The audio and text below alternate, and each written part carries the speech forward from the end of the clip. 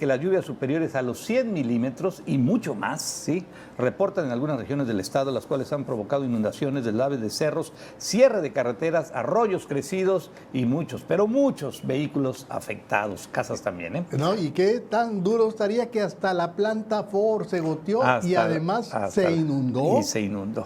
Pues bueno, la planta Ford. Y precisamente por las fuertes inundaciones registradas este jueves, Guaymas y Empalme, Protección Civil monta un operativo para auxiliar a la población y tratar de evitar daños mayores en los sectores urbano y rural. Estamos en Entre Todos Digital. Suscríbanse, Entre Todos Digital, en tu canal de YouTube. Se lo recomendamos.